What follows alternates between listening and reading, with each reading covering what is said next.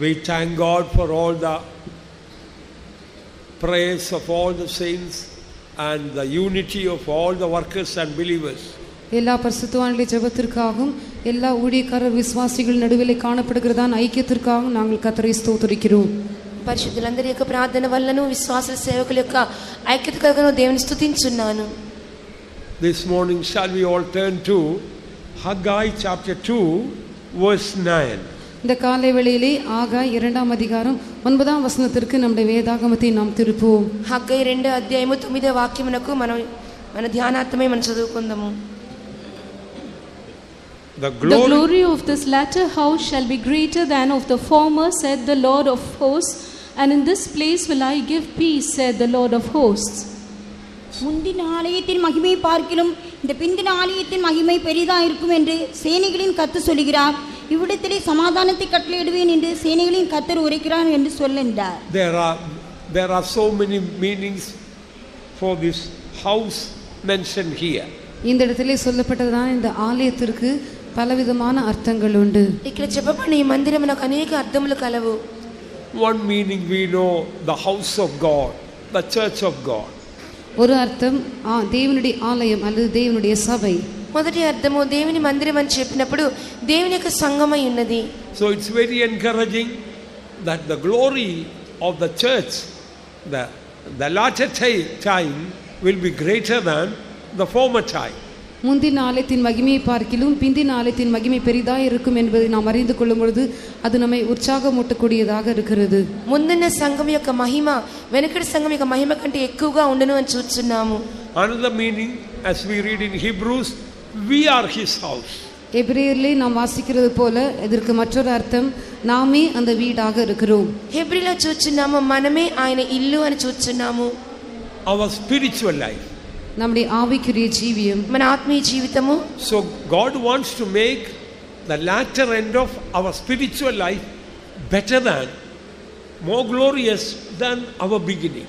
கர்த்தர் நம்முடைய ஆவிக்குரிய ஜீவியத்தின் முடிவை ஆரம்பத்தை பார்க்கிலும் மிகவும் மேன்மையானதாக மகிமையானதாக மாற்றும்படியாக விரும்புகிறார். ప్రభు మన ఆత్మీయ జీవితం యొక్క ముగింపును ప్రారంభము కంటే మహిమకరంగా ఆశీర్వాదకరంగా ముగించవాలని కోరుచున్నారు. Another meaning is that our body is the house of God. We read in Corinthians.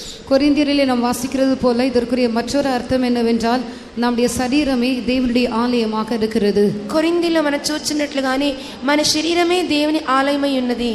Sometimes we think as we get older we should become weaker and sickly and become a burden to others before we die. That is not true. சில சமயங்களிலே நாம் விதமாக நினைக்கிறோம் நாம் வயது சென்ற பிற்பாடு நாம் வியாதிப்பட்டு விடுவோம், பலவீனப்பட்டு விடுவோம், நாம் மரிக்குவதற்கு முன்பாக மற்றவர்களுக்கு பாரமாக இருக்க வேண்டும் இவ்விதமாக நினைக்கிறோம். ஆனால் அது அப்படி அல்ல. మనకు వయసు అయిపోయినప్పుడు మన వ్యాధిగ్రస్తులుగాను బలహీనులుగాను మన పడకలో పరుండి ఇతరులకు భారంగా మారతామని చెప్పి అనుకుంటాం. కానీ అది ఆ విధంగా కాదు. We have every right to claim this verse. இந்த வசனத்தை நாம் உரிமை பாராட்டி பெற்றுக்கொள்ளும்படியாக நமக்கு முழு உரிமையும் உண்டு. ఈ వాక్యమును మనము పూర్ణ హక్కుతో చూపించి అడగవచ్చును. The glory of the latter house shall be greater than the former house. முந்தின ஆலயத்தின் மகிமையை பார்க்கிலும் இந்த பிந்தின ஆலயத்தின் மகிமை பெரிதாக இருக்கும். కడవరి మందిరం యొక్క మహిమ మునుపటి మందిరం యొక్క మహిమను మించును. So a greater revival will be in the church as we are coming to the end of this dispensation than before. ஆகவே நாம் இந்த காலத்தின் முடிவுக்கு வந்திருக்கிறபடியினாலே ஆரம்பத்திலே இருந்ததை பார்க்கிலும் பெரிதான ஒரு எழுப்புதல் இந்த காலத்திலே உண்டாகும். కాబట్టి కాలాంతమునకు వచ్చిన మనము ఈ సంఘం యొక్క మహిమ మునుపటి దానికంటే అధికముగా ఉండును. So as we claim and believe that God will work it out. நாம் இதை உரிமை பாராட்டி விசுவாசிக்கும் பொழுது கர்த்தர் அவ்விதமாகவே செய்வார். మనం హక్కు చూపించి అడిగి విశ్వసించినప్పుడు ప్రభువు ఆ రీతిగానే చేయును. The glory of the last century church must be greater than the first century church. கடைசி நூற்றாண்டு சபையின் மகிமை முதல் நூற்றாண்டு சபையின் மகிமையை பார்க்கிலும் பெரிதாக இருக்க வேண்டும். చివరి శతాబ్దపు సంఘం యొక్క మహిమ మొదటి శతాబ్దపు సంఘం మహిమ కంటే ఎక్కువగా ఉండవలెను. When Peter walked, the shadow of Peter fell upon the people. They were completely healed, everyone. பேதுரு நடந்து செல்லும் பொழுது அவனுடைய நிழல் பட்டவர்கள் எல்லாருமே சுகமடைந்தார்கள். పేతురు నడిచినప్పుడు అతని నీడ పడినటువంటి వ్యాధిగ్రస్తులు అందరూ స్వస్థత పొంది ఉన్నారు. If the latter glory of the church is greater, then God should do greater things than what God did in the first century. சபையின் பிந்தின மகிமை அதை பார்க்கிலும் பெரிதாக இருக்கும் என்றால் முதலாம் நூற்றாண்டிலே கர்த்தர் செய்ததை பார்க்கிலும் மேன்மையான பெரிதான காரியங்களை இப்பொழுது செய்ய வேண்டும். ఈ యొక్క చివరి శతాబ్దంలో అంటే మహిమ ఎక్కువ అవ్వాలంటే ముందున శతాబ్దం కంటే అధికమైన కార్యములు దేవుడు సంఘములో చేయవలెను. From our faith homes every sickness must go. நம்முடைய விசுவாச வீடுகளிலிருந்து எல்லா வியாதிகளும் நீங்கி போக வேண்டும். మన విశ్వాస గృహములలో ఉన్నటువంటి ప్రతి రకమైన వ్యాధి తొలగించబడవలెను. Sickness must go from me. వ్యాధి నాలో నుండి తొలగించబడవలెను. వ్యాధి என்னுடைய శరీరத்திலிருந்து போக வேண்டும். The sickness should go from your body. వ్యాధి உங்கள் శరీరத்திலிருந்து போக வேண்டும். మీ శరీరం నుండి వ్యాధి తొలగిపోవలెను. So revival should start with the servants of God. ஆகவே எழுப்புதலானது தேவனுடைய ஊழியக்காரருக்குள்ளே ஆரம்பமாக வேண்டும். కాబట్టి ఉజ్జీవం దేవుని సేవకుల్లో నుండి ప్రారంభమవును. Now we will come to our personal life. What is his glory? இப்பொழுது இந்த மகிமை என்பதை நம்முடைய தனிப்பட்ட ஜீவிதத்தோடு நாம் ஒப்பிட்டு நாம் கற்றுக்கொள்வோம். ఇప్పుడు మహిమ అని చెప్పినప్పుడు మన వ్యక్తిగత జీవితానికి ఎలాగ అన్వయించబడనో చూచుదము. In our personal life, what is his glory? நம்முடைய தனிப்பட்ட ஜீவிதத்திலே இந்த மகிமை எதை காட்டுகிறது? మన వ్యక్తిగత జీవితంలో ఈ మహిమ ఏమై ఉన్నది? In our personal life, that this glory is the holiness of God. நம்முடைய தனிப்பட்ட ஜீவிதத்திலே இந்த மகிமை தேவனுடைய பரிசுத்தமாய் இருக்கிறது. మన వ్యక్తిగత జీవితంలో ఈ మహిమ దేవుని పరిశుద్ధత అయ్యున్నది. That is why in Exodus 15:11 we read, glorious in holiness, fearful in praises and doing wonders. ஆகவே தான் யாத்திராகமம் 15ஆம் அதிகாரத்திலே பரிசுத்தத்திலே மகத்துவம் உள்ளவரும் துதிகளிலே பயப்படத்தக்கவரும் அற்புதங்களை செய்கிறவருமாகிய தேவன் என்று நாம் வாசிக்கிறோம். అందువల్ల నిర్గమాకాండము 15వ అధ్యాయము 11వ వాక్యములలో పరిశుద్ధతను బట్టి మహనీయుడు, స్తుతి కీర్తనలను బట్టి పూజ్యుడు, అద్భుతములు చేయువాడు అని చూస్తున్నాము. So in our personal life, holiness is glory. ஆகவே நம்முடைய தனிப்பட்ட ஜீவிதத்தை பொறுத்தவரையிலும் பரிசுத்தமே நம்முடைய மகிமையாக இருக்கிறது. కాబట్టి మన వ్యక్తిగత జీవితం చూచినప్పుడు పరిశుద్ధతయే మన మహిమ అయినది. Our end should be, if had to be more glorious than before, our end should be of more holiness than before. நம்முடைய முடிவு ஆரம்பத்தை பார்க்கிலும் மிகவும் மேன்மையானதாக இருக்க வேண்டும் என்றால் நம்முடைய முடிவு நமக்குள்ளே காணப்படுகிறதான பரிசுத்தம் ஆரம்பத்தில் இருந்ததை பார்க்கிலும் முடிவிலே அதிகமாக இருக்க வேண்டும். మన ముగింపు మన ప్రారంభం కంటే మహిమకరంగా ఉండవాలంటే మనకు ప్రారంభంలో ఉన్న పరిశుద్ధత కంటే అంతంలో అధికమైన పరిశుద్ధత ఉండవలెను. All along in the Bible we read holiness is connected with glory. முழு வேதாகமத்திலும் எல்லா இடங்களிலுமே பரிசுத்தம் என்பது மகிமையோடு சம்பந்தப்பட்டதாக நாம் பார்க்கிறோம். దేవుని గ్రంథమంతా కూడా చూచినప్పుడు పరిశుద్ధత మహిమతో సంబంధించినదిగా ఉన్నది. Read First Chronicles 16:10. முதலாம் நாளாகமம் 16ஆம் அதிகாரம் 10ஆம் வசனத்தை வாசிப்போம். మొదటి దినవృత్తాంతములు 16వ అధ్యాయము 10వ వాక్యము. Glory ye in his holy name. Enough. Glory ye in his holy name. அவருடைய பரிசுத்த நாமத்தை குறித்து மேன்மை பாராட்டுங்கள் அல்லது மகிமைப்படுத்துங்கள். ఆయన పరిశుద్ధ నామమును బట్టి అతిశయపడుడి లేక మహిమపరచుడి. So when we live a holy life, that is glorifying God. ஆகவே நாம் பரிசுத்தமுள்ள ஜீவியம் செய்யும் பொழுது அதுவே கர்த்தரை மகிமைப்படுத்தக்கூடியதாக இருக்கிறது. కావున మనం పరిశుద్ధమైన జీవితం చేయుచున్నప్పుడు అదియే దేవుని మహిమపరచినదిగా ఉంటున్నది. Holiness is stronger than death. பரிசுத்தம் என்பது மரணத்தை பார்க்கிலும் பலமுள்ளதாக இருக்கிறது. పరిశుద్ధత మరణము కంటే బలమైనది. That's why in Romans chapter 1 verse 3 we read, declared to be the son of God with power by the spirit of holiness. ஆகவே தான் ரோமருக்கு எழுதின நிருபம் 1ஆம் அதிகாரத்திலே நாம் வாசிக்கும் பொழுது பரிசுத்தம் உள்ள ஆவியின்படி தேவனுடைய சுதன் என்று மரித்தோரிலிருந்து உயிர்த்தெழுந்ததினாலே பலமாய் ரூபிக்கப்பட்ட தேவகுமாரனுமாய் இருக்கிறார் என்று 5ஆம் வசனத்திலே வாசிக்கிறோம். రోమీయులకు రాసిన పత్రిక మొదటి అధ్యాయము తెలుగులో 7వ వాక్యములో పరిశుద్ధమైన ఆత్మను బట్టి దేవుని కుమారుగా ప్రభావంతో నిరూపించబడెను అని చూస్తున్నాము. In English which verse? மாம்சத்தின்படி தாவீதின் சந்ததியில் பிறந்தவரும் பரிசுத்தமுள்ள ஆவியின்படி தேவனுடைய சுதன் என்று மரித்தோரிலிருந்து உயிர்த்தெழுந்ததினாலே பலமாய் ரூபிக்கப்பட்ட தேவகுமாரனுமாய் இருக்கிறார். And declared to be the son of God with power according to the Spirit of holiness by the resurrection from the dead. Spirit of holiness is different from Holy Spirit. பரிசுத்தமுள்ள ஆவி என்பது பரிசுத்த ஆவி அல்ல, அது வித்தியாசமானது. పరిశుద్ధమైన ఆత్మకును పరిశుద్ధాత్మకును వ్యత్యాసం ఉన్నది. We all may receive the Holy Spirit, but we may not have the spirit of holiness. நாம் எல்லோருமே பரிசுத்த ஆவியை பெற்றிருந்தாலும் கூட பரிசுத்தமுள்ள ஆவி நமக்குள்ளே இல்லாமல் இருக்கலாம். మనమందరం పరిశుద్ధాత్మను పొందినప్పటికీ పరిశుద్ధమైన ఆత్మ మనలో ఉండకపోవచ్చు. What is spirit of holiness? பரிசுத்தமுள்ள ஆவி என்றால் என்ன? పరిశుద్ధమైన ఆత్మ అనగా ఏమి? After receiving the Holy Spirit, through the Spirit of God, our spirits become holy. That is the spirit of holiness. பரிசுத்தாவின் அபிஷேகத்தை நாம் பெற்றுக்கொண்ட பிற்பாடு தேவனுடைய ஆவியானவர் மூலமாக நம்முடைய ஆவி பரிசுத்தமுள்ளதாக மாறுகிறது. அதுவே பரிசுத்தமுள்ள ஆவி. పరిశుద్ధమైన ఆత్మ అని చెప్పుచున్నప్పుడు దేవునికి ఆత్మ ద్వారా మన ఆత్మ పరిశుద్ధపరచబడుచున్నప్పుడు పరిశుద్ధమైన ఆత్మగా మారుచున్నాము. It is true we are going to be raptured or resurrected through the Holy Spirit. பரிசுத்தாவின் மூலமாக நாம் எடுத்துக்கொள்ளப்பட போகிறோம் அல்லது உயிர் தெழும்ப போகிறோம், அது உண்மைதான். పరిశుద్ధాత్మ ద్వారానే మన రూపాంతరం చెందబోతున్న మన విషయము నిజమే. But all those who receive the Holy Spirit are not going to be raptured or resurrected. ஆனால் பரிசுத்தாவின் அபிஷேகத்தை பெற்றுக்கொண்ட யாவரும் எடுத்துக்கொள்ளப்பட போவதில்லை, யாவரும் உயிர் தெழும்ப போவதில்லை. కానీ పరిశుద్ధాత్మ అభిషేకం పొందిన ప్రతి ఒక్కరు కూడా రూపాంతరం చెందుదురు అని చెప్పలేము. After receiving the Holy Spirit, when we give room for our spirit to be sanctified, then only that is the spirit of holiness that raises from the dead. பரிசுத்தாவின் அபிஷேகத்தை நாம் பெற்றுக்கொண்ட பிற்பாடு இந்த பரிசுத்தமுள்ள ஆவிக்கு நாம் இடம் கொடுத்தால் மாத்திரமே நாம் உயிரோடு எழுப்பப்படுவோம் அல்லது எடுத்துக்கொள்ளப்படுவோம். పరిశుద్ధాత్మ అభిషేకం పొందిన తర్వాత పరిశుద్ధమైన ఆత్మకు చోటిచ్చినప్పుడే మనము రూపాంతరం చెందగలము. That's why Paul had that revelation. ஆகவே தான் பரிசுத்த பவுலுக்கு இந்த வெளிப்படுத்தல் காணப்பட்டது. పరిశుద్ధుడైన పౌలులో ఇటువంటి ప్రకటన కనబడెను. That's why Paul told that I may know him and the power of his resurrection.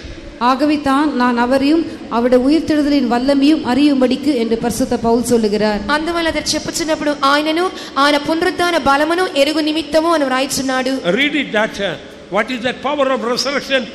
Does that mean that he did not receive Holy Spirit, he was waiting to receive it? இந்த உயிர்த்தெழுதலின் வல்லமை என்று சொல்லும் பொழுது அவர் இன்னும் பரிசுத்தாவியை பெற்றுக்கொள்ளவில்லை, பரிசுத்தாவியை பெற்றுக்கொள்ளும்படியாக காத்து கொண்டிருக்கிறார் என்பது பொருளாகுமா? ఇక పునరుద్ధాన బలమని చెప్పినప్పుడు ఇంక నువ్వు పరిశుద్ధాత్మ పొందుకొనలేదు, పరిశుద్ధాత్మ కొరకు కాచుకొని ఉన్నాడు అని అర్థమా? Such a man who had such a mighty anointing, why he wanted to know the power of resurrection? அப்படிப்பட்டதான ஒரு பெரிதான மனிதன், அதிகமான வல்லமை உள்ளதான மனிதன் ஏன் இந்த உயிர்த்தெழுதலின் வல்லமை அறியும்படியாக அவர் விரும்புகிறார்? ఒక ఉన్నతమైన అభిషేకం పొందుకున్న వ్యక్తి ఆయన పునరుద్ధాన బలమును ఎరుగవలనని చెప్పి ఎందుకు రాయిచున్నాడు? Please read Philippians 3:10. பிலிப்பியர் 3ஆம் அதிகாரம் 10ஆம் வசனத்தை வாசிப்போம். பிலிப்பி 3:11. இப்படி நான் அவரையும் அவருடைய உயிர்த்தெழுதலின் வல்லமையையும் அவருடைய பாடுகளின் ஐக்கியத்தையும் அறிகிறதற்கும் அவருடைய மரணத்திற்கொப்பான மரணத்திற்குள்ளாகி எப்படியாயினும் நான் மரித்தோரிலிருந்து உயிரோடு எழுந்திருப்பதற்கு தகுதியாகும் படிக்கும். That I may know him and the power of his resurrection and the fellowship of his sufferings, being made conformable unto his death. So the power of resurrection is the power of the spirit of holiness. உயிர்த்தெழுதலின் வல்லமை என்பது பரிசுத்தமுள்ள ஆவியின் வல்லமையாக இருக்கிறது. పునరుద్ధాన బలం అని చెప్పినప్పుడు పరిశుద్ధమైన ఆత్మ యొక్క బలమై ఉన్నది. Oh, Saint Paul had a mighty anointing.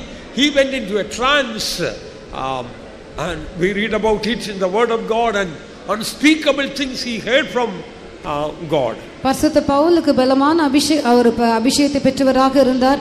அவர் பரலோகத்திற்கு எடுத்துக்கொள்ளப்பட்டு மனுஷரால் பேசக்கூடாததான காரியங்கள் எல்லாம் கேள்விப்பட்டதாக சொல்லுகிறார். పరిశుద్ధుడైన పౌలుకు బలమైన అభిషేకం ఉండెను. అతడు పరలోకమునకు కొనిపోబడి మనుషులు ఉచ్చరింప సఖ్యము కాని మాటలను పలికెను. But Paul wanted to know the power of the resurrection. ஆகிலும் பரிசுத்த பவுல் அந்த உயிர்த்தெழுதலின் வல்லமையை அறியும்படியாக விரும்பினார். ఆయనను ఆ పునరుద్ధాన బలమును ఎరుగవలనని పరిశుద్ధుడైన పౌలు కోరెను. So through the spirit of holiness Jesus was raised from the dead. ஆகவே பரிசுத்தமுள்ள ஆவியினாலே இயேசு மரித்தோரிலிருந்து எழுப்பப்பட்டார். కావున పరిశుద్ధమైన ఆత్మను బట్టి యేసు మృతుల్లో నుండి తిరిగి లేచెను. Spirit of holiness is the spirit of glory. பரிசுத்தமுள்ள ஆவி மகிமையின் ஆவியாய் இருக்கிறது. పరిశుద్ధమైన ఆత్మయే మహిమగల ఆత్మయున్నది. we must love that spirit of glory or spirit of holiness. நாம் அந்த பரிசுத்தமுள்ள ஆவி அல்லது மகிமையின் ஆவியின் மேல் வாஞ்சையுள்ளவர்களாக இருக்க வேண்டும். మనం ఆ పరిశుద్ధమైన ఆత్మ మీద మహిమగల ఆత్మ మీద వాంఛ కలవారముగా ఉండవలెను. Our life should become a worship. நம்முடைய ஜீவியமே ஒரு ஆராதனையாக மாற வேண்டும். మన జీవితమే ఒక ఆరాధనగా మార్చబడవలెను. Please read Psalm 29 verse 2. 29ஆம் சங்கீதம் 2ஆம் வசனத்தை வாசிப்போம். 29వ కీర్తన 2వ వాక్యము. Give unto the Lord the glory due unto his name. Worship the Lord in the beauty of holiness. So when we are worshiping the Lord in the beauty of holiness, that we are giving glory to God. Read it in Tamil also. Tamil படிங்க. Tamil படிங்க. கர்த்தருடைய நாமத்திற்குரிய மகிமை அவருக்கு செலுத்துங்கள், பரிசுத்த அலங்காரத்துடனே கர்த்தரை தொழுது கொள்ளுங்கள். So we give glory to God when we worship the Lord in the beauty of holiness. ஆகவே பரிசுத்தம் என்னும் அலங்காரத்துடனே நாம் கர்த்தரை தொழுது கொள்ளும் பொழுது கர்த்தருக்கு மகிமையை செலுத்துகிறோம். పరిశుద్ధముల ఆభరణములను ధరించుకొని యెహోవాకు మనం సాగిలపడినప్పుడు మనం మహిమతో మనం ఆరాధించున్నామని అర్థము. Do you know what beauty we are going to have in eternity? நித்தியத்திலே நாம் பெற்றுக்கொள்ள போகிறதான அழகு அலங்காரம் எப்படிப்பட்டது என்று உங்களுக்கு தெரியுமா? నిత్యములో మనం పొందుకొనబోతున్నటువంటి సౌందర్యం ఎలాగుంటున్నది? I don't have time to mention the beauty we are going to get in our resurrected body. நம்முடைய உயிர்த்தெழுந்த சரீரத்திலே நாம் பெற்றுக்கொள்ள போகிறதான அழகை பற்றி இப்பொழுது வர்ணிக்கும்படியாக எனக்கு சமயமில்லை. మన పునరుత్థాన శరీరములలో మనం పొందబోయే మహిమను గురించి ఇప్పుడు వర్ణించలేను. I request all the servants of God, please take time to read that book, Zion, the perfection of beauty.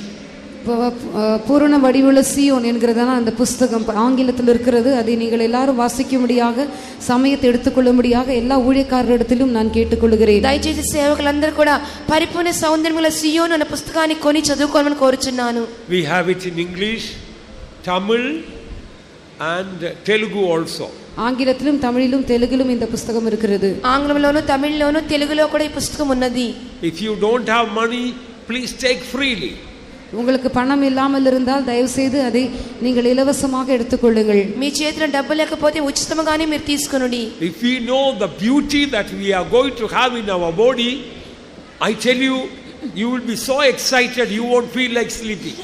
நாம் இந்த சரீரத்திலே பெற்றுக்கொள்ள போகிறதான அழகை பற்றி நீங்கள் அறிவீர்கள் என்றால் நீங்கள் மிகவும் பரவசம் அடைந்து விடுவீர்கள். உங்களால் தூங்க கூட முடியாமல் போய்விடும். మన శరీరములో మనం పొందబోయే మహిమను తలంచినప్పుడు ఎంతగానో ఉత్సాహముగాను పరవశం చెందుతామో మనకు నిద్రపోలేము కూడా. Our thoughts and beauty are connected in eternity. நித்தியத்திலே நம்முடைய எண்ணங்களும் நம்முடைய அழகும் ஒன்றோடு ஒன்று సంబంధపట్టதாக இருக்கிறது. నిత్యములో మన తలంపులు మన సౌందర్యము ఒకదానితో ఒకటి సంబంధం కలిగినదై ఉండును. If our thoughts are glorious, our resurrected body will be glorious. நம்முடைய சிந்தனை எண்ணங்கள் எல்லாம் மகிமையுள்ளதாக இருக்கும் என்றால் நம்முடைய உயிர்த்தெழுந்த சரீரமும் மகிமையுள்ளதாகவே இருக்கும். మన తలంపులు పరిశుద్ధములైతే మన పునరుత్థాన శరీరము కూడా పరిశుద్ధముగా ఉండును. If our thoughts are abominable, our resurrected body will be abominable all eternity. நம்முடைய எண்ணங்கள் எல்லாம் அருவருப்பானவைகளாக இருக்கும் என்றால் நம்முடைய உயிர்த்தெழுந்த சரீரமும் முழு நித்தியமும் அருவருப்பானதாகவே இருக்கும். మన తలంపులు హేయమైనదిగా ఉన్నట్లయితే నిత్యములో మన పునరుత్థాన శరీరములు కూడా హేయమైనవిగానే ఉండును. Our thoughts are dark, our resurrected body also will be very dark. நம்முடைய எண்ணங்கள் எல்லாம் அந்தகாரமானவைகளாக இருக்கும் என்றால் நம்முடைய உயிர்த்தெழுந்த சரீரமும் அந்தகாரமானதாகவே இருக்கும். మన తలంపులు అంధకారమయమైనట్లయితే మన పునరుత్థాన దేహములు కూడా అంధకారముగానే ఉండును. In Proverbs 23:7 we read, as a man thinketh, so is he.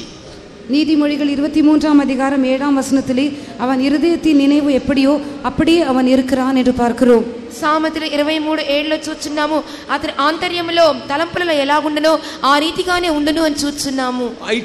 I want to tell you at least just couple of minutes of the beauty and the glory we are going to get in our resurrected body by the grace of God. கர்த்தருடைய கிருபையினாலே நம்முடைய உயிர்த்தெழுந்த சரீரத்திலே நாம் பெற்றுக்கொள்ள போகிறதா அந்த மகிமையை பற்றி ஒரு இரண்டு காரியங்களை உங்களுக்கு நான் சொல்லும்படியாக விரும்புகிறேன். దేవుని కృపను బట్టి మన పునరుత్థాన దేహములలో మనం పొందబోయే మహిమను గురించి ఒక 2 నిమిషములు మీతో చెప్పేదను.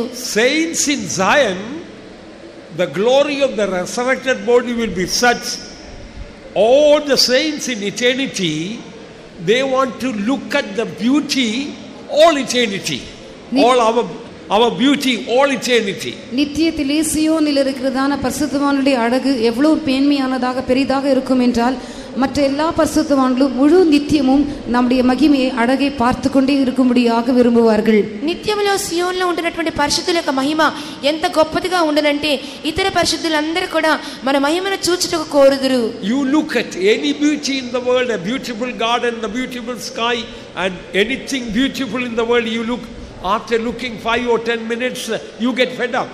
இந்த உலகத்திலே அழகான எந்த காரியத்தை நீங்கள் பார்த்தாலும், அழகான பூங்காவை பார்த்தாலும், அழகான மேகங்களை பார்த்தாலும் 5-10 நிமிடங்கள் நீங்கள் அதை பார்த்த பிற்பாடு உங்களுக்கு சலிப்பு ஏற்படுகிறது. ఈ భూలోకంలో సౌందర్యవంతమైన పూల తోటలను కానీ ఆకాశం కానీ చూచినప్పుడు 5-10 నిమిషాలు చూచిన వెంటనే మనం సమస్యలిపోయి ఇక చూడలేకపోతున్నాము. If that is so, all eternity, angels and saints in heaven looking at the beauty of the saints in Zion, all eternity, even if they look, it won't be enough if such a beauty is going to come upon us. What an exciting experience it will be. சியோனிலே இருக்கிறதான பரிசுத்தவானுடைய மகிமையை பரலோகத்திலே தேவதூதர்களும் பரலோகத்தில் இருக்கிற மற்ற எல்லா பரிசுத்தவான்களும் அவர்கள் முழு நித்தியமும் நம்முடைய மகிமையை நம்முடைய அழகை பார்த்து கொண்டே இருந்தாலும் அது அவர்களுக்கு போதாது. எவ்வளோ பெரிதான மகிமையும் அழகையும் நாம் பெற்றுக்கொள்ள போகிறோம் என்றால் அது எவ்வளவு பரவசமூட்டக்கூடிய ஒரு காரியமாக இருக்கிறது. పరలోకంలోని దేవదూతలు ఇతర పరిశుద్ధులందరూ కూడా సియోనులో ఉన్నటువంటి పరిశుద్ధుల యొక్క మహిమను చూచి నిమిత్తము వారు నిత్యమంతా చూసినా కదా సరిపోదు, అటువంటి గొప్ప మహిమను పొందబోతున్నామంటే ఎంత ఉత్సాహకరమైనటువంటి అనుభవం అయి ఉన్నది. When we read in Psalm 90, let the beauty of the Lord be upon us, you know that verse, it has got such a deep meaning. 90ஆம் சங்கீதத்திலே கர்த்தருடைய மகிமை எங்கள் மேல் காணப்படட்டும் என்று சொல்லும் பொழுது அதை வார்த்தைகளால் வர்ணிக்க முடியாது. அது மிகவும் மிகவும் மிகவும் ஆழமான அர்த்தமுடையதாக இருக்கிறது. 91వ కీర్తనలో యెహోవా మహిమ మా మీద ఉదయించును అని చెప్పుచున్నప్పుడు అది మాటల్లో చెప్పజాలనటువంటి గొప్ప మహిమగా ఉంటున్నది. That means the very beauty of the Lord Jesus is going to come upon us. அதாவது கர்த்தராகிய இயேசு கிறிஸ்துவின் அதே அழகை நாமும் பெற்றுக்கொள்ள போகிறோம். అనగా ప్రభు యేసుక్రీస్తు యొక్క అదే సౌందర్యాన్ని మనం పొందబోచున్నాము. You know, beloved ones, when we realize that, this life becomes really heaven for us. அருமையானவர்களே, இந்த காரியங்களை எல்லாம் நாம் உணர்ந்து கொள்ளும் பொழுது இந்த ஜீவியம் மெய்யாகவே நமக்கு பரலோகமாகவே மாறிவிடும். ప్రియమైన వారలారా, ఈ కార్యములన్నీ మనం గ్రహించినప్పుడు మన జీవితమే పరలోకముగా మార్చబడును. If you don't love purity, you are not fit to be in the faith. நீங்கள் தூய்மையை சிநேகிக்காவிட்டால் விசுவாச வீட்டிலே இருப்பதற்கு உங்களுக்கு தகுதி இல்லை. మీరు పరిశుద్ధతను ప్రేమించకపోతే విశ్వాస గృహంలో ఉండే యోగ్యత మీకు లేదు. This is a holy place. இது பரிசுத்தமுள்ள இடம். ఇది ఒక పరిశుద్ధమైన స్థలము. This is a holy calling. இது பரிசுத்தமுள்ள அழைப்பு. ఇది ఒక పరిశుద్ధమైన పిలుపు. This is a holy ministry. இது பரிசுத்தமுள்ள ஊழியம். ఇది ఒక పరిశుద్ధమైన సేవ. This is a holy love. இது பரிசுத்தமுள்ள அன்பு. ఇది పరిశుద్ధమైన ప్రేమ. This is holy wisdom. இது பரிசுத்தமுள்ள ஞானம். ఇది పరిశుద్ధమైన జ్ఞానము. This is holy knowledge. இது பரிசுத்தமுள்ள அறிவு. ఇది పరిశుద్ధమైన వివేచన. This is a ministry of Holy Spirit. இது பரிசுத்த ஆவியின் ஊழியம். ఇది పరిశుద్ధాత్మ యొక్క సేవ. It is for the holy people. அது பரிசுத்தமுள்ள ஜனங்களால் செய்யப்படுகிறது. ఇది పరిశుద్ధమైన జనులకే అయ్యున్నది. This is of the holy word of God. இது பரிசுத்தமுள்ள வேத వచనத்தினால் உண்டானது. ఇది పరిశుద్ధమైన వేద వాక్యము ద్వారా కలుగునది. Promises, holy promises. எல்லா வாக்குத்தத்தங்களும் பரிசுத்தமுள்ள வாக்குத்தத்தங்களாக ఇవన్నీ இருக்கிறது. పరిశుద్ధమైన వాగ్దానములే. We are going to be in the holy throne. நாம் பரிசுத்தமுள்ள சிங்காசனத்திலே வீற்றிருக்க போகிறோம். పరిశుద్ధమైన సింహాసనాన్ని మనం చేరబోచున్నాము. Holy angels are going to minister to us. பரிசுத்த தூதர் நமக்கு பணிவிடை செய்ய போகிறார்கள். పరిశుద్ధ దూతలు మనకు పరిచర్య చేయబోచున్నారు. Holy heaven we are going to go. பரிசுத்தமுள்ள பரலோகத்திற்கு நாம் செல்ல போகிறோம். పరిశుద్ధమైన పరలోకానికి The వెళ్ళబోచున్నాము. holy river we are going to drink. அந்த பரிசுத்தமுள்ள நதியிலிருந்து நாம் பானம் பண்ண போகிறோம். ఆ పరిశుద్ధమైన నదిలో త్రాగబోచున్నాము. They're all holy vessels. They're all holy vessels. அங்கே எல்லாம் பரிசுத்தமுள்ள பாத்திரங்களாக இருக்கிறது. మనమందరం పరిశుద్ధమైన పాత్రలుగా ఉంటాము. All garments should be holy garments. எல்லா வஸ்திரங்களும் பரிசுத்தமுள்ள வஸ்திரங்களாக இருக்க வேண்டும். మన వస్త్రములన్నీ పరిశుద్ధమైన వస్త్రములుగా It's ఉండవలెను. a holy song.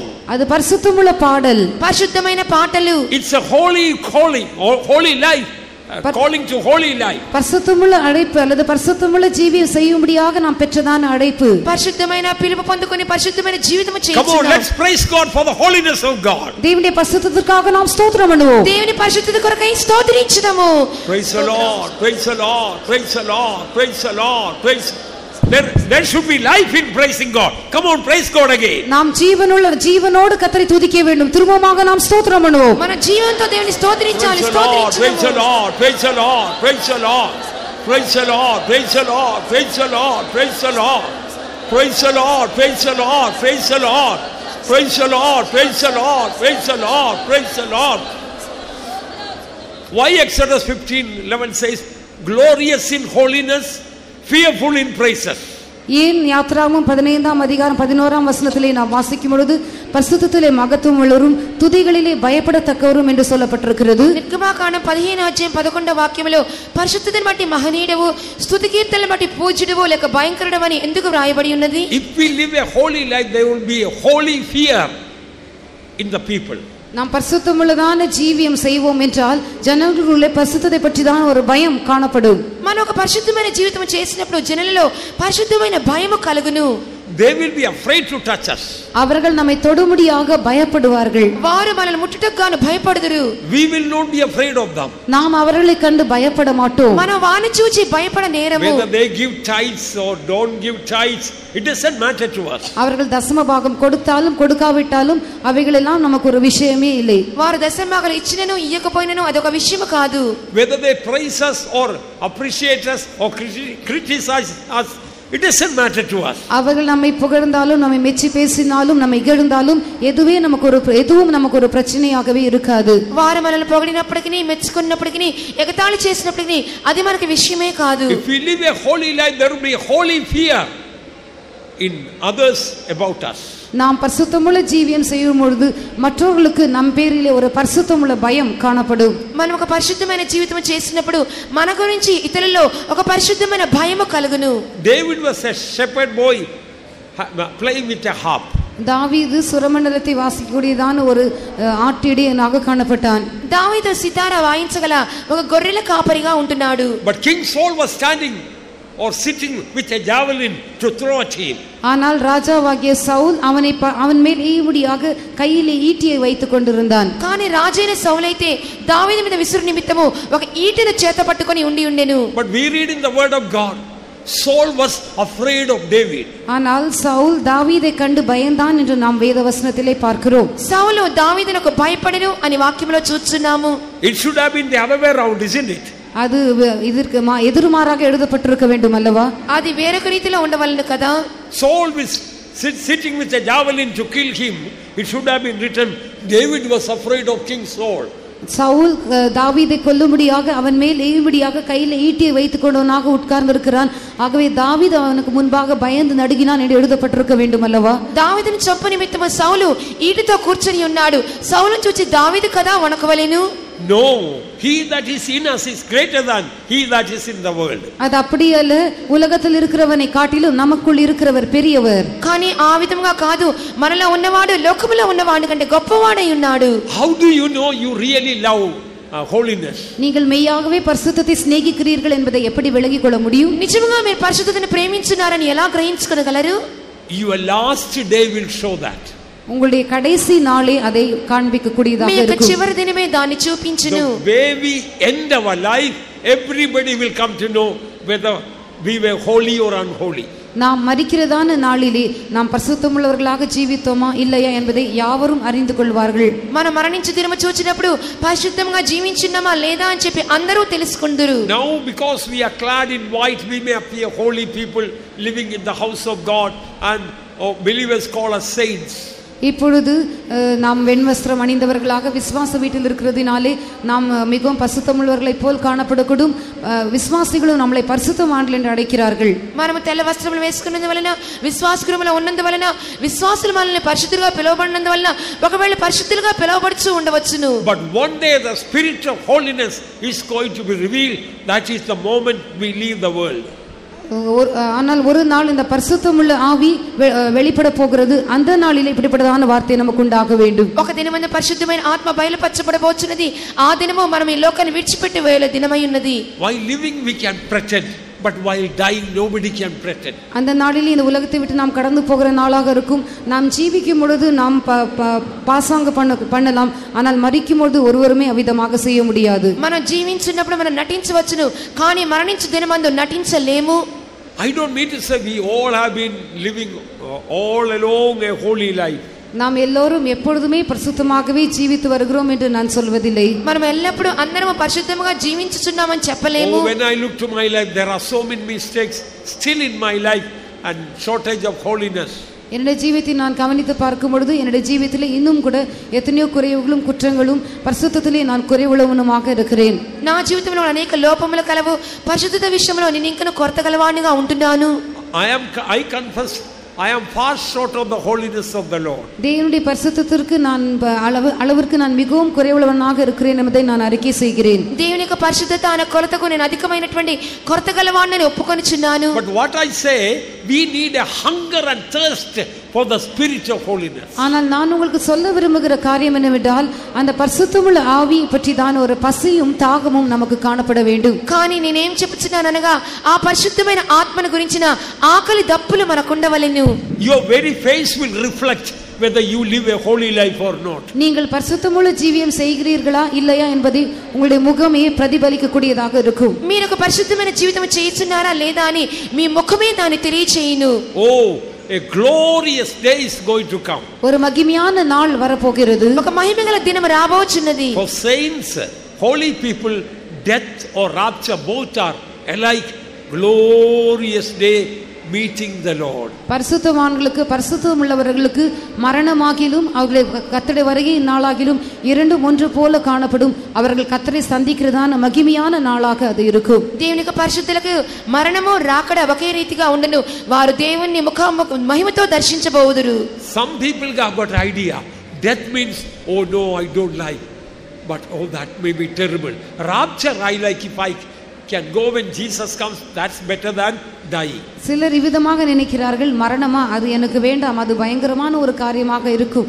ஆனால் கர்த்தருடைய வருகையா அது சந்தோஷமான காரியம், கர்த்தர் வரும்பொழுது நான் எடுத்துக்கொள்ளப்படுவேன், அது எனக்கு நல்லது என்று நினைக்கிறார்கள். కొంతమంది అనుకొనిచున్నారు మరణమా నాకు భయము అది నాకు వద్దు, కానీ ప్రభు రాకడలో అయితే సంతోషంగా ఎత్తబడగలనని చెప్పి అనుకొనిచు ఉన్నారు. No, whatever God planned for us is the best.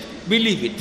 அது அப்படி அல்ல. கர்த்தர் நமக்காக எதை திட்டமிட்டிருக்கிறாரோ அதுவே நமக்கு சிறந்ததாக இருக்கும். அதை விசுவாசியுங்கள். కానీ దేవుడు మన కొరకు దేన్ని ఉద్దేశించినారో అదే శ్రేష్టముగా ఉండును, దాన్ని విశ్వసించండి. If we keep our hearts pure, whether death or rapture, nothing will make us afraid, but only will bring great joy.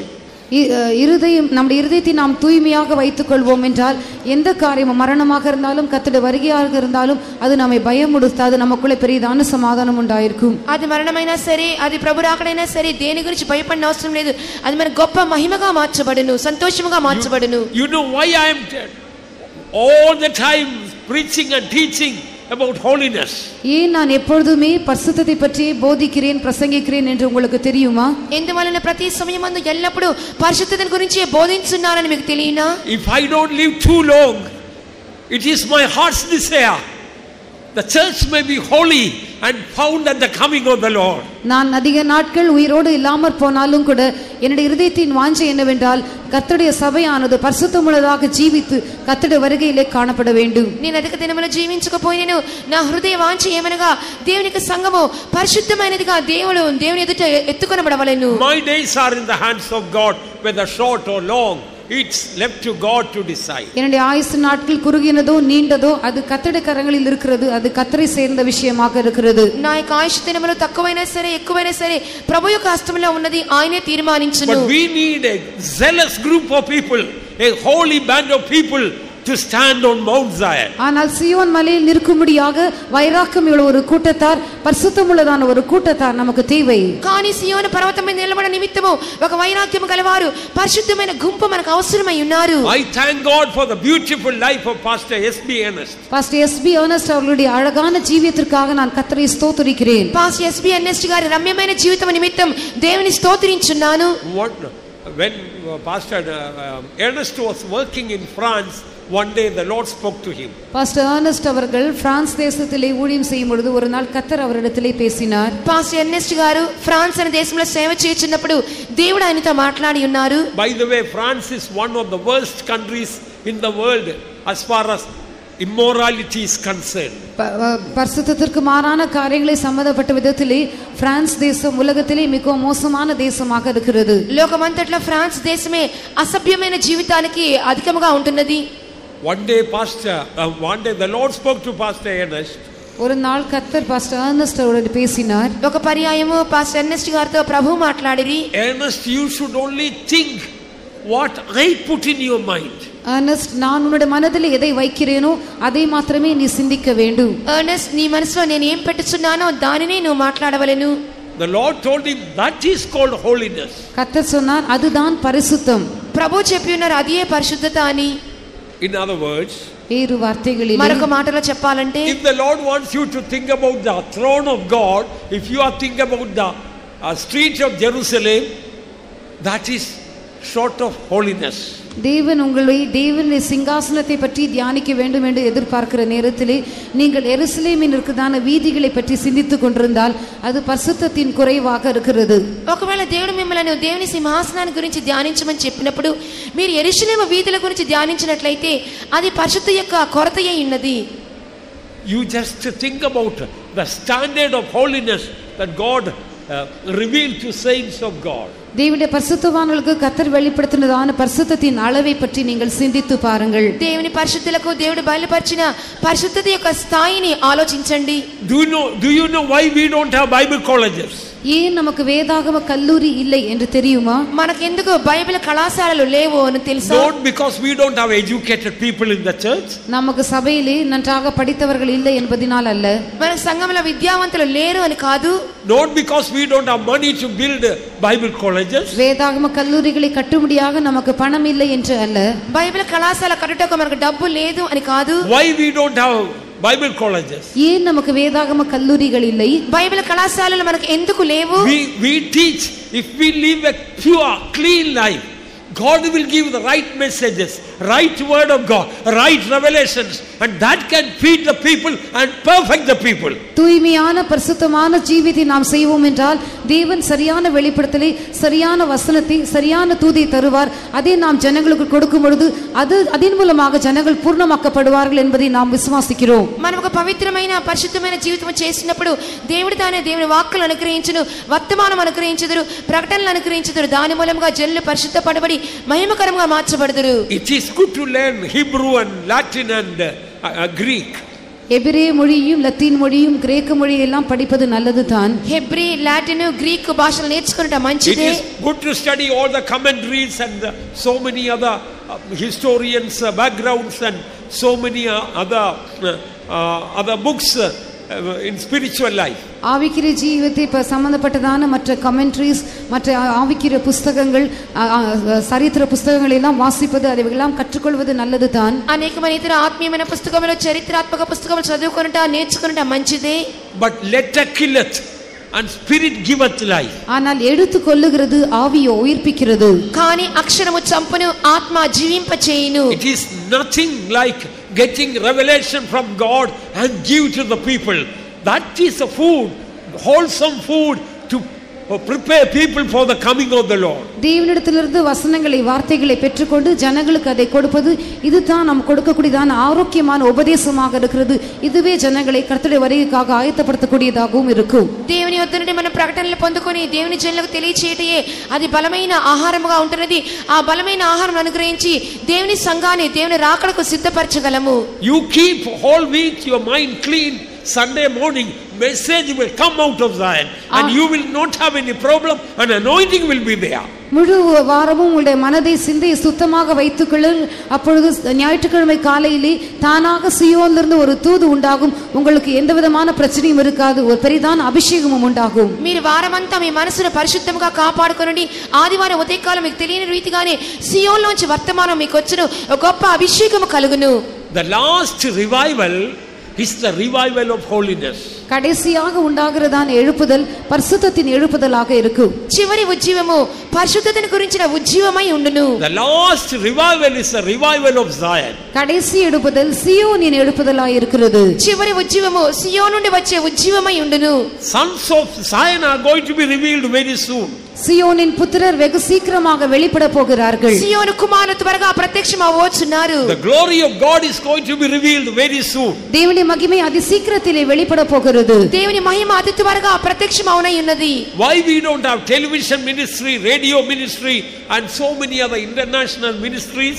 ஏன் தொலைபேசியின் மூலமாக நாம் தொலைக்காட்சியின் மூலமாக ஏன் ஊழியம் செய்கிறதில்லை, ரேடியோ மூலமாக ஏன் ஊழியம் செய்கிறதில்லை, மற்ற சர்வதேசிய அளவிலே நாம் ஏன் ஊழியங்களை செய்கிறதில்லை? మనం దూరదర్శిని మూలముగాను రేడియో మూలముగాను సర్వదేశీయ సేవల్లో కూడా మనం ఎందుకు పాలి భాగస్తులము ఉండటలేదు? That which is seen is temporal and that which is not seen is eternal. காணப்படுகிறவைகள் அநித்தியமானவைகள், காணப்படாதவைகள் நித்தியமானவைகள். ఎందువల్లంటే దృశ్యమైనవి అనిత్యములు, అదృశ్యమైనవి నిత్యములై ఉన్నవి. So many revivals came and gone right from the first century. முதலாம் நூற்றாண்டு முதற்கொண்டு எத்தனையோ எழுப்புதல்கள் உண்டாய் அப்படியே மறைந்து போயின. మొదటి శతాబ్దం నుండి కూడా చూచినప్పుడు అనేకమైన ఉజ్జీవములు లేచి అవి మరుగైపోయినవి. But revival of holiness will never die out. ஆனால் பரிசுத்தத்தின் எழுப்புதல் ஒருபோதும் முடிந்து போகாது. కానీ పరిశుద్ధతను గురించిన ఉజ్జీవము ఎన్నడూ కూడా గతించిపోదు. Why? ஏன்? ఎందువలన? Because that which is not seen is eternal. ஏனென்றால் காணப்படாதவைகள் நித்தியமானவைகளாக இருக்கிறது. ఎందువల్లంటే అదృశ్యమైనవి నిత్యములై ఉన్నవి. You cannot see with your eyes the revival of holiness that is happening in the mind. பரிசுத்தத்தின் எழுப்புதலை உங்களுடைய கண்களால் நீங்கள் காண முடியாது, அது உங்களுடைய மனதிலே ஏற்படுகிற ஒன்றாகும். పరిశుద్ధతను గురించిన ఉజ్జీవము మీ కంటితో చూడలేరు, ఎందువల్లంటే అది మన మనసులో కలిగేదిగా ఉంటున్నది. Already God is working out secretly in the hearts of so many saints that revival of holiness. ஏற்கனவே எத்தனையோ பரிசுத்தவான்களுடைய இதயத்திலே இந்த பரிசுத்தத்தின் எழுப்புதலை கர்த்தர் அனுப்பி இருக்கிறார். ముందుగానే అనేక మంది పరిశుద్ధుల హృదయములలో దేవుడు రహస్యముగా పరిశుద్ధతను గురించిన ఉజ్జీవాన్ని కలుగజేయుచున్నారు. How do you know? அதை நாம் எப்படி அறிந்து கொள்ள How do முடியும்? you know you love holiness? நீங்கள் பரிசுத்தத்தை சிநேகிக்கிறீர்கள் என்பதை எப்படி அறிய முடியும்? మీరు పరిశుద్ధతను ప్రేమించున్నారని చెప్పి ఎలాగో గ్రహించుకోగలరు? I don't mean to say we have become perfect in holiness. நாம் பரிசுத்தத்திலே பூரணமாக்கப்பட்டிருக்கிறோம் என்பதை நான் சொல்ல விரும்பவில்லை. మనం పరిశుద్ధతలో పరిపూర్ణ చెంది ఉన్నామని చెప్పి చెప్పుటలేదు. But loving purity of life. ஆனால் ஜீவியத்தின் தூய்மையை சிநேகிப்பது, జీవితంలో పవిత్రతను ప్రేమించుట. If we love holiness, kindly listen. When you get up in the morning, early morning, you will have a great thirst for purity. தயவு செய்து கவனியுங்கள். நீங்கள் பரிசுத்தத்தை சிநேகிக்கிறவர்களாக இருக்கும் பொழுது அதிகாலையில் நீங்கள் எழும்பின உடனே உங்களுக்கு தூய்மையை பற்றிதான மிக பெரிய மிக அதிகமான வாஞ்சை ஏற்படும். దయచేసి శ్రద్ధగా ఆలకించండి.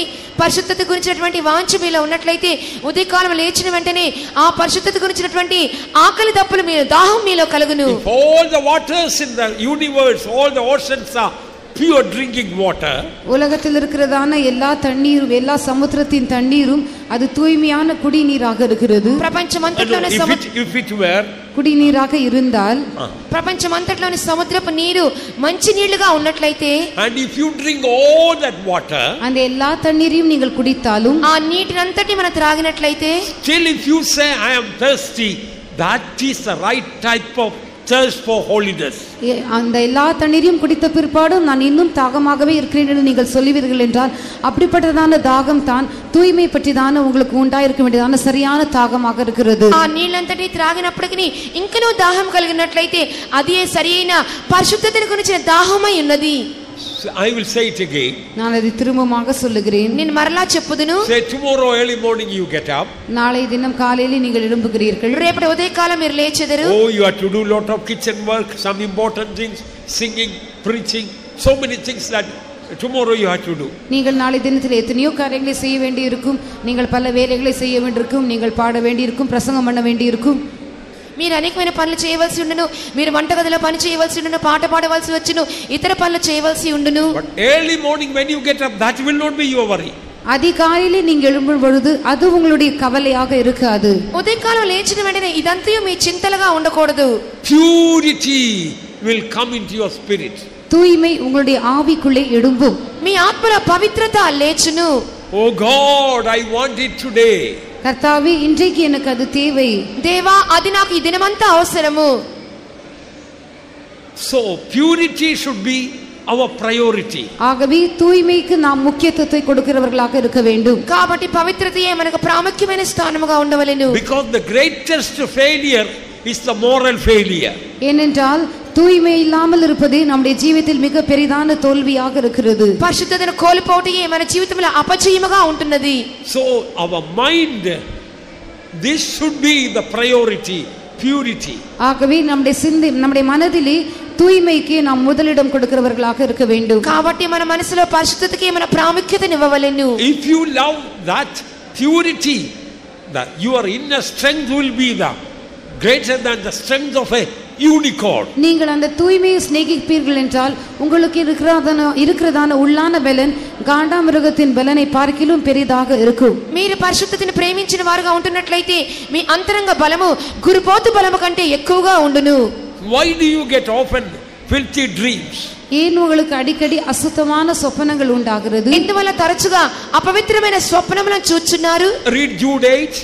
யூதா நிருபம் 8ஆம் வசனத்தை வாசிப்போம். యూదా రాసిన పత్రిక 8వ వాక్యం చూడండి. அப்படி போலவே சொப்பனக்காரராகிய இவர்களும் மாம்சத்தை அசுசிப்படுத்திக் கொண்டு கர்த்தத்துவத்தை அசட்டை பண்ணி மகத்துவங்களை தூஷிக்கிறார்கள். Likewise also these filthy dreamers defile the flesh, despise dominion, and speak evil of dignities. Oh yes, because your flesh is defiled. That is why filthy dreams. நீ உங்களுடைய மாம்சம் அசுசிப்பட்டிருக்கிறபடியினாலே உங்களுக்கு அசுத்தமான சொப்பனங்கள் உண்டாகிறது. మీ శరీరము అపవిత్రపరచబడినందువలన అపవిత్రమైన స్వప్నములను కలలను చూచున్నారు. See how clear it is in English. Read it again. ஆங்கிலத்திலே மிகவும் தெளிவாக எழுதப்பட்டிருக்கிறது. Likewise also these filthy dreamers defile the flesh. Right. So defiling of the defiled flesh and filthy dreams are connected. ஆகவே மாம்சத்தை அசுசிப்படுத்துவதும் அசுத்தமான சொப்பனங்களும் ஒன்றோடு ஒன்று சம்பந்தப்பட்டதாக இருக்கிறது. అపవిత్రమైన కలలు అపవిత్రమైన శరీరము ఒకదానితో ఒకటి సంబంధం కలిగి ఉన్నవి. God wants not only our spirit and soul, our body also to be holy. நம்முடைய ஆவி ஆத்துமா மாத்திரமல்ல நம்முடைய சரீரமும் பரிசுத்தமுள்ளதாக இருக்க வேண்டும் என்று தேவன் விரும்புகிறார். మన ప్రాణము మన ఆత్మ మాత్రం కాకుండా శరీరము కూడా పరిశుద్ధంగా ఉండవాలని దేవుడు కోరుచున్నారు. When we die, our ministry will not go with us. நாம் மரிக்கும் பொழுது நம்முடைய ஊழியம் நம்மோடு கூட செல்லாது. మనం మరణించినప్పుడు మన సేవ మనతో కూడా రాదు. The souls who got saved through us, they are not going to go with us. நம் மூலமாக ரட்சிக்கப்பட்டதான ஆத்துமக்கள் நம்மோடு கூட செல்ல போகிறதில்லை. మన ద్వారా రక్షింపబడిన ఆత్మలు మనతో కూడా రారు.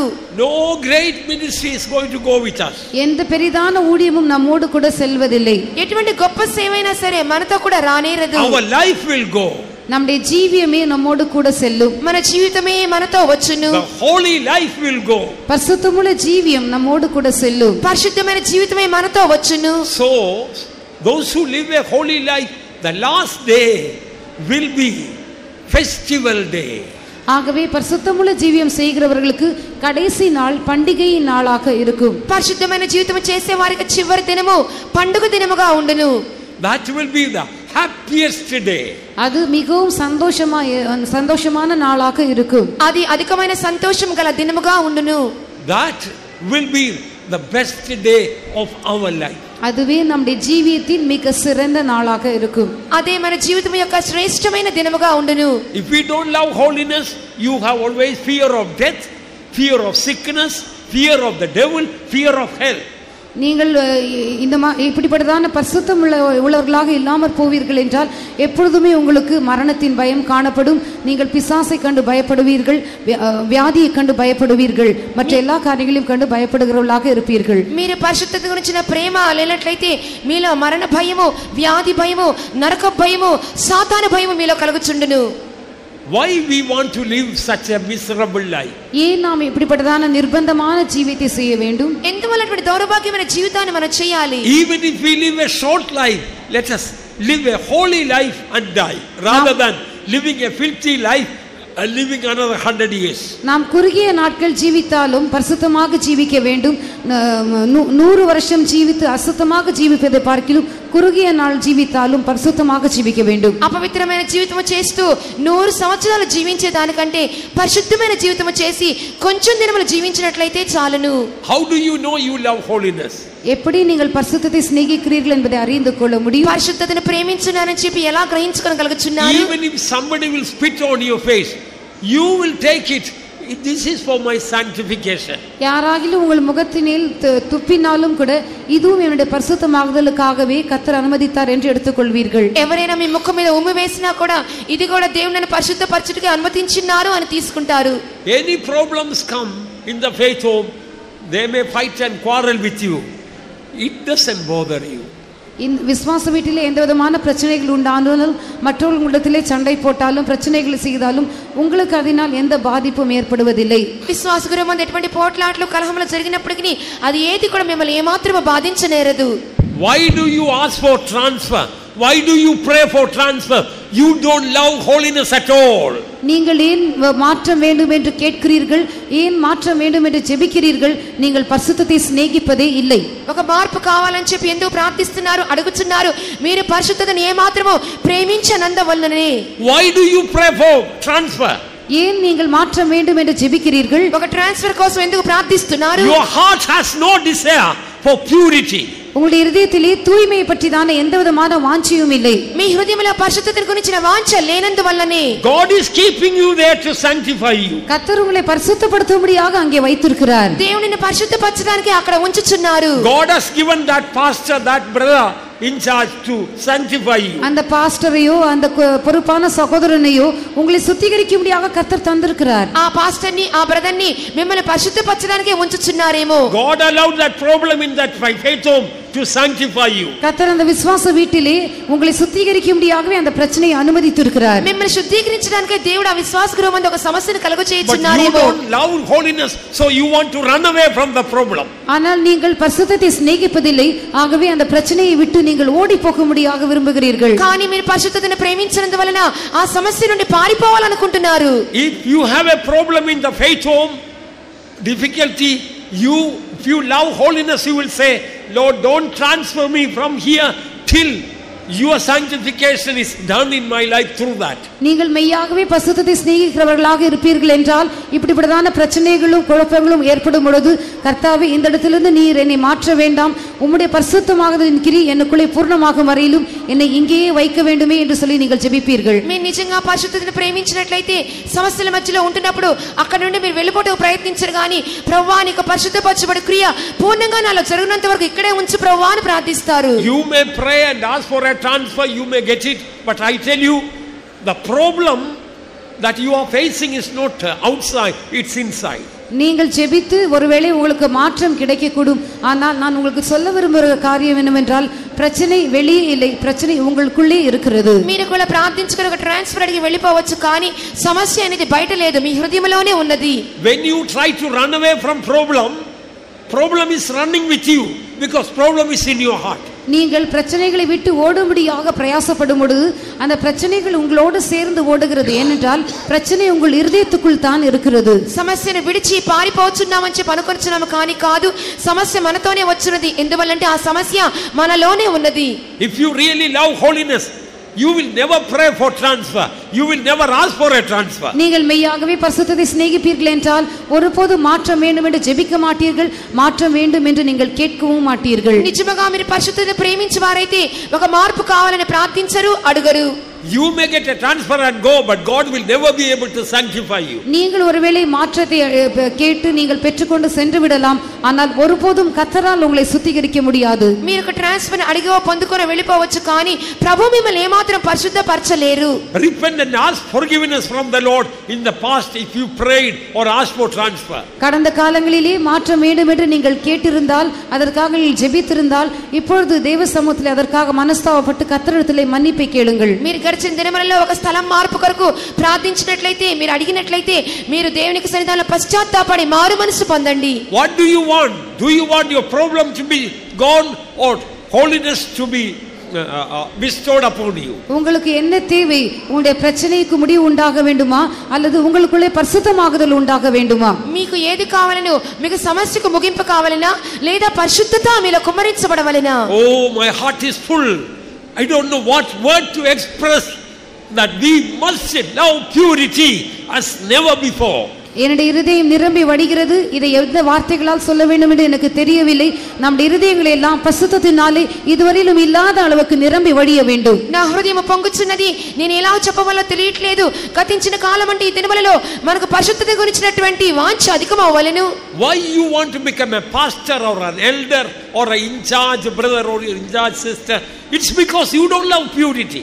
நீங்கள் ஏன் ஒரு பாஸ்டராக வேண்டும், பொறுப்பான சகோதரனாகவோ சகோதரியாகவோ மாற வேண்டும் என்று நினைக்கிறீர்கள்? உங்களுக்கு பரிசுத்தத்தை பற்றி தான் ஒரு விருப்பம், வாஞ்சை இல்லை. మీరు పాస్టర్ గాను ఒక బాధ్యత గల సోదరి గాను సోదరిని గాను మారవాలని ఎందుకు కోరుచున్నారు? పరిశుద్ధత గురించిన వాంఛ మీలో లేనందువల్లనే. From a big church, when you are transferred to a small church, why you are unhappy? பெரிய சபையிலிருந்து சிறிய சபைக்கு நீங்கள் மாற்றப்படும் பொழுது ஏன் நீங்கள் சந்தோஷத்தை இழந்து போகிறீர்கள்? పెద్ద సంఘం నుండి చిన్న సంఘంగా మార్చబడినప్పుడు ఎందువల్ల సంతోషాన్ని పోగొట్టుకుంటున్నారు? Your priority is not holiness.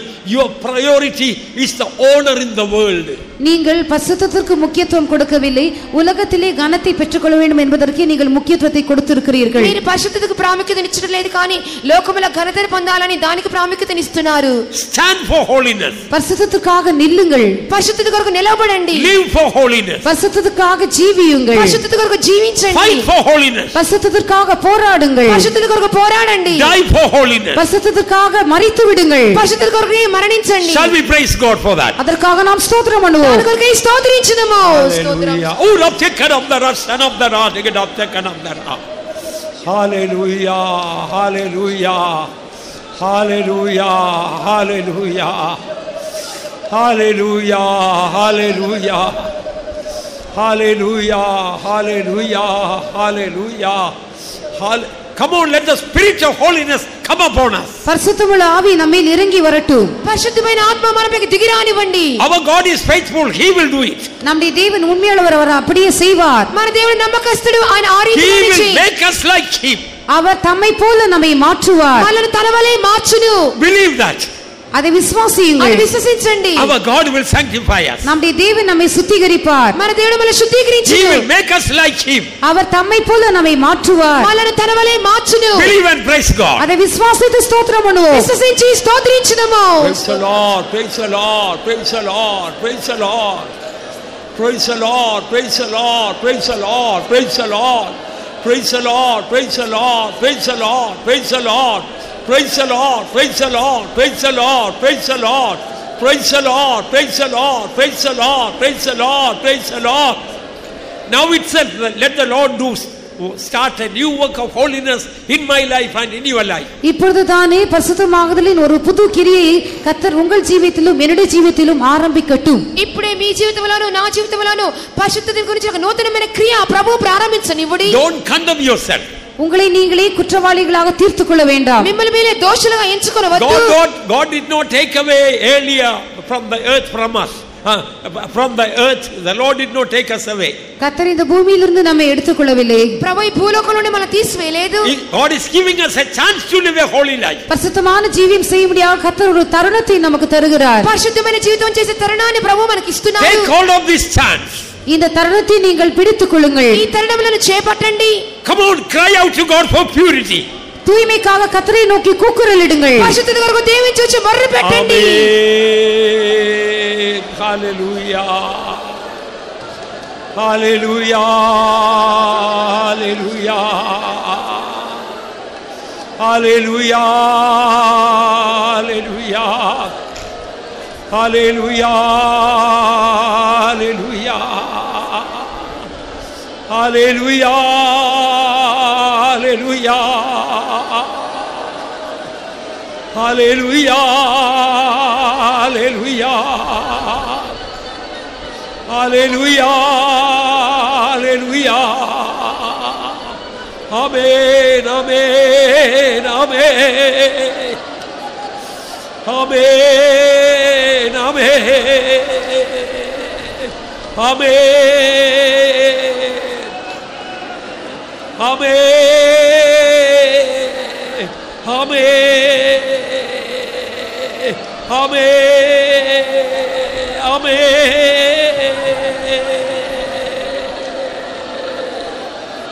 Amen. Hallelujah. Hallelujah. Hallelujah. Let the fire of His holiness come down now.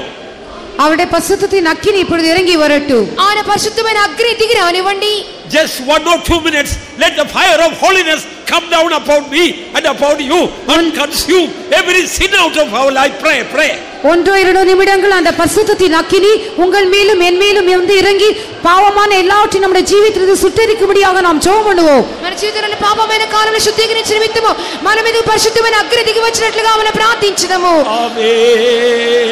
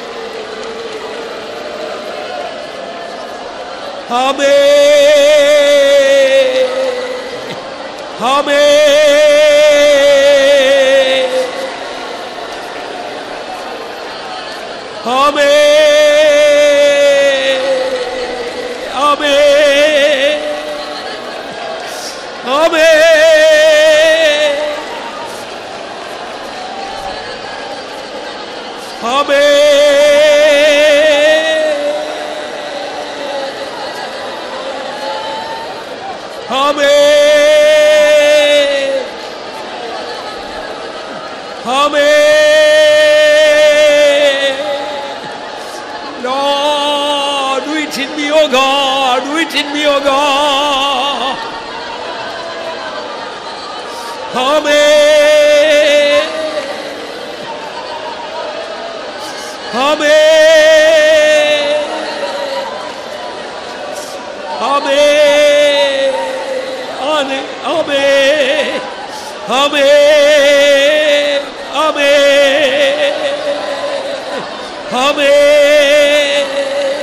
Amen. This fire of holiness should spread all over the world, bringing a great revival of holiness. Let's pray. இந்த பரிசுத்தத்தின் அக்கினி உலகம் எங்கும் பரவி எல்லா இடத்திலும் பரிசுத்தத்தின் பெரிதான எழுப்புதல் உண்டாகும்படியாக நாம் ஜெபம் பண்ணுவோம். ఈ పరిశుద్ధ గురించిన అగ్ని సర్వలోకములో వ్యాపించి సర్వలోకమును జీవపరిచినట్లుగా ప్రార్థించుదాము. Oh God,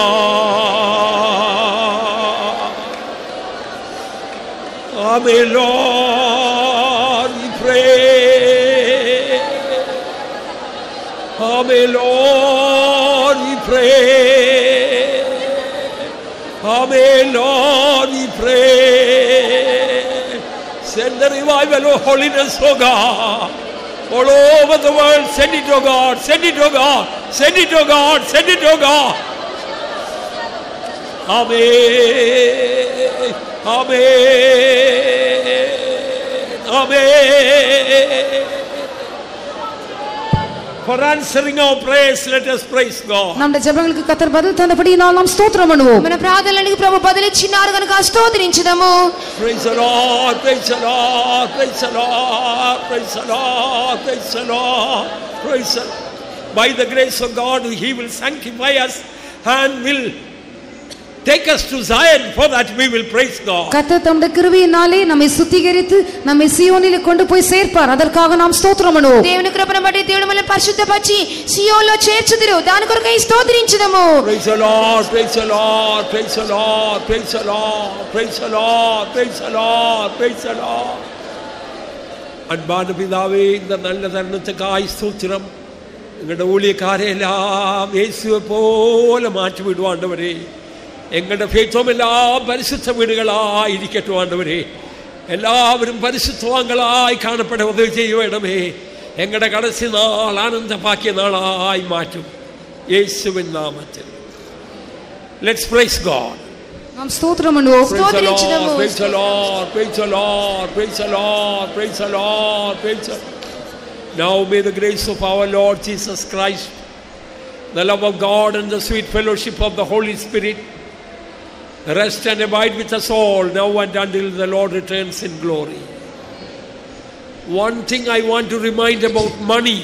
பணத்தை பற்றி ஒரு காரியத்தை நான் உங்களுக்கு ஞாபகப்படுத்த விரும்புகிறேன். డబ్బు గురించి ఒక కార్యాన్ని మీతో జ్ఞాపకం చేయాలని కోరుచున్నాను. We live by faith. நாம் விசுவாசத்தினாலே ஜீவிக்கிறோம். మన విశ్వాసంతో జీవించున్నాము.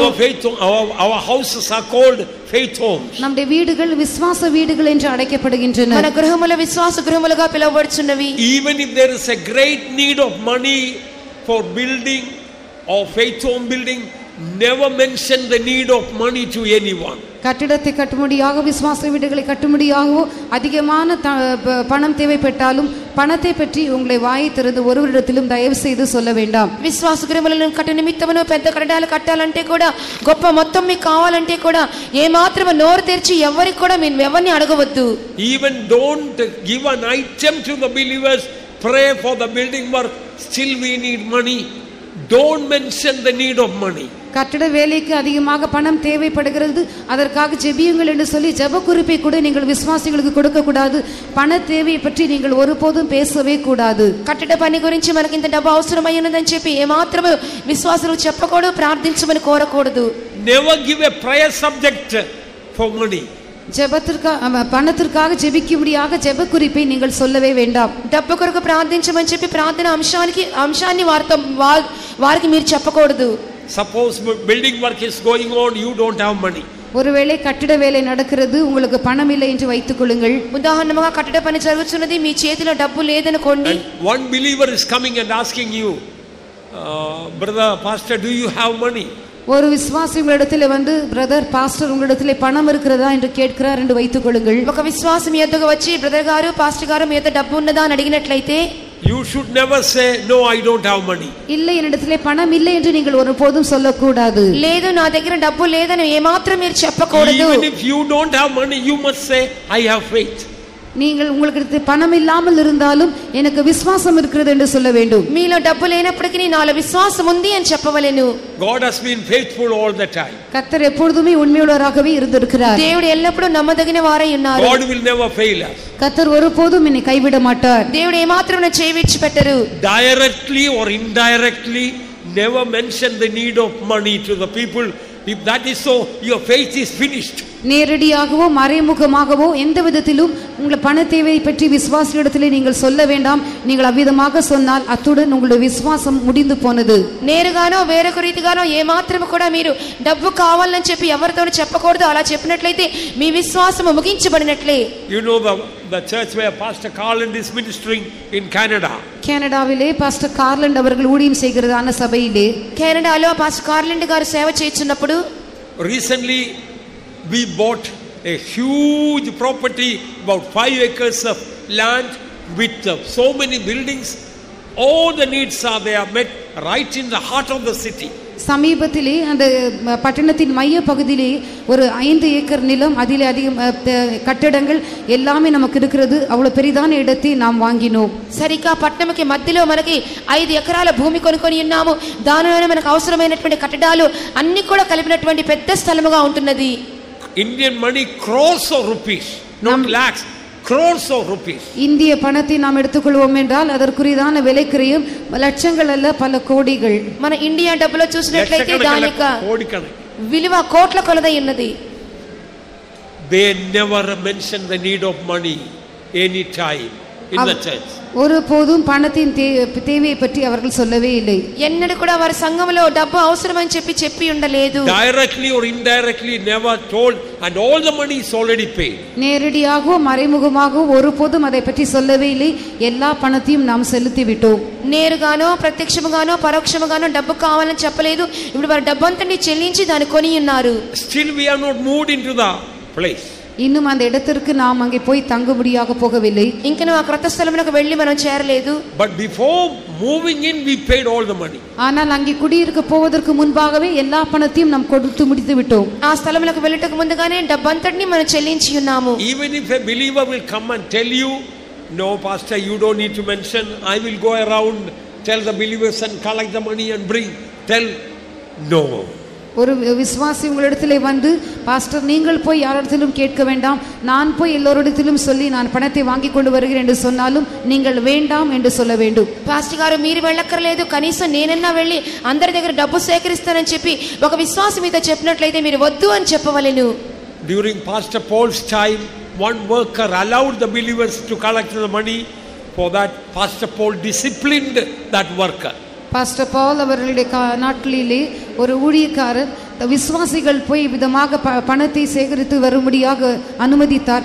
இதற்காக பாஸ்டர் பால் அவரை கண்டித்தார். పాస్టర్ పాల్ గారికి కాలంలో ఒక సహోదరుడు ఒక విశ్వాసికి అనుమతించిన్నారు డబ్బంతా సేకరించుకొని తీసుకుని రమ్మని. అప్పుడు పాస్టర్ పాల్ గారు ఆ సేవకుని ఖండించి ఉన్నారు. We should not become a burden to our believers.